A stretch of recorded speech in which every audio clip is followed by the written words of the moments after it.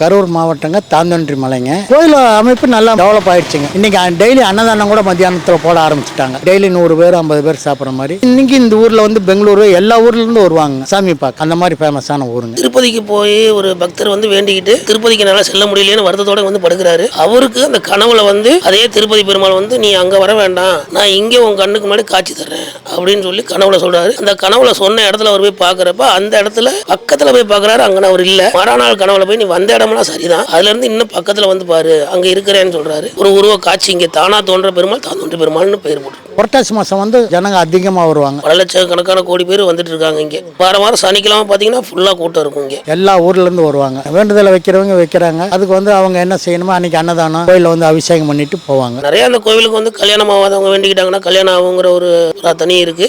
நல்ல பிரபலப்பட்ட கோயில் தாங்க. தெப்பக்குளம் வந்து முதல்ல வந்து மண்ணா இருந்ததுங்க. இப்போ அதே டெவலப் பண்ணிட்டாங்க. மலை மேலே ஏறி பார்க்கலாங்க. அது நைட்ல பாத்தீங்கன்னாக்க எந்தெந்த ஏரியாவில் லைட் தெரியுதோ எல்லா ஏரியாவும் தெரியும். இப்போ வந்து அனுமதி இல்லைங்க, யாரும் மேலே ஏறதுக்கு இறங்குறதுக்கு பயப்படுறாங்க. இதை பார்த்து முடிச்சுட்டாக்கா அடுத்து திருப்பதி தாங்க. அந்த அளவுக்கு இது ஃபேமஸுங்க.